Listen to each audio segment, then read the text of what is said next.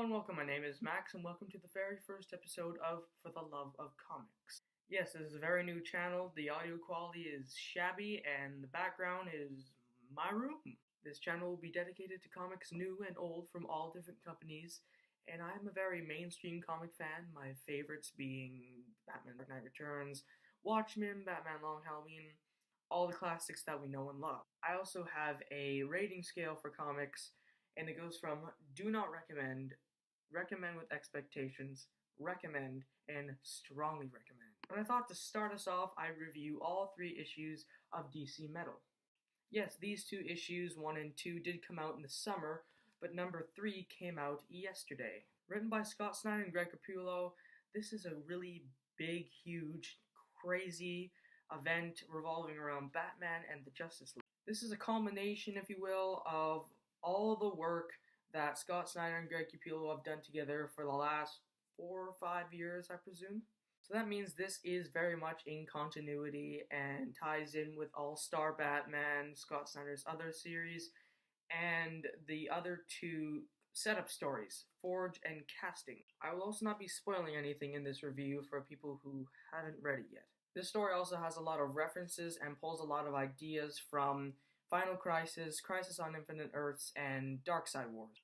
There you go, change of lighting, for the better. So starting off with DC Metal, or Dark Knight's Metal, Volume 1. I am very much a person who likes Batman at his roots in Gotham with the main villains, but I also love Scott Snyder's writing for the New 52 and whatnot.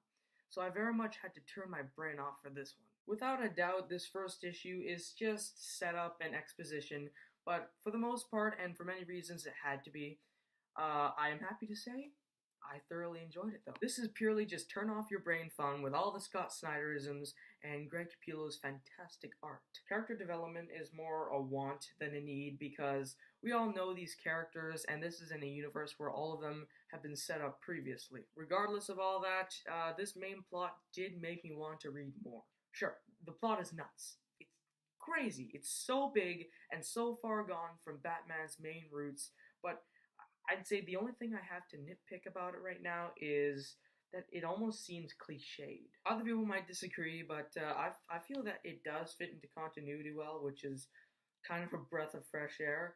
It's also a mostly straightforward story. It's easy to catch on to. You should read the 2 first setup stories, though. There is also a certain group of people that I believe first appeared in All-Star Batman Volume 2, Ends of the Earth, also written by Snyder. You don't have to read that story to know exactly who these people are. You won't be confused or anything. I kind of felt cool knowing what these characters were doing and how it ties into Batman. Once again, Greg Capullo, you are a master. I hope you never stop drawing for DC. With all that, I do recommend this issue. It's not perfect, but I feel it's going somewhere very cool, so hop on board with this one. And if you're already on board, you know that this is the 2nd volume of Dark Knight's Metal, written by the same creators. And I was going into this issue hoping it wouldn't be just another setup. Thankfully, it isn't. This issue of Metal is actually really cool and well written. And I say well written because a lot of the questions I had were answered from Volume 1, and it makes the cliched plot setup of the last one not only make sense in my opinion, but made me really like it. I just love the idea of an evil entity taking the form of Batman and being inspired by Batman. It's not perfect though because everything is mostly told to us and explained by Batman in the final pages of this comic, and it would have been kind of cool to see Batman come to these revelations and figure everything out. But to me, this was a very exciting and unpredictable issue. This is a better issue, and mostly because everything got going and it was more captivating. This does bring me to a problem I have had with, well, a lot of books, but these last 2 issues have been too short. I would have loved to seen everything, all the explanation, being spread out. It was much too dense. I do dislike how this is such a huge, world-changing and ending thing. Well, I figured this would happen, but nobody in like the normal world really knows anything. We know Alfred knows everything, and you could argue that the Justice League have just been good at keeping the information to themselves and not letting anyone in the normal world realize what the heck is going on. This brings me to my last issue. The name of the 5th metal.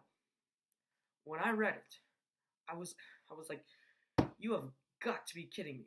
With endless possibilities like this, you decide to go follow Avatar with freaking Unobtainium?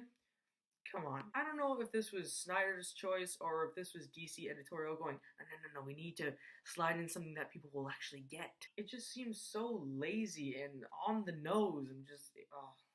But you get what you get. Other than that, this was really cool. There's so much cool stuff in here. I really like where this is going, and this issue made it a long wait till October 11th when issue 3 came out. So I'm going to strongly recommend this issue. Really, really awesome stuff. Now, going to this issue, I had expectations, but I was way too curious and way too excited to find out what was going on to really start nitpicking too fast. This story is told from Superman's perspective because of what happened to Batman last issue. This comic opens with a really, really trippy and cool dreamlike sequence, and then it moves straight on to action with the 7 Dark Batman.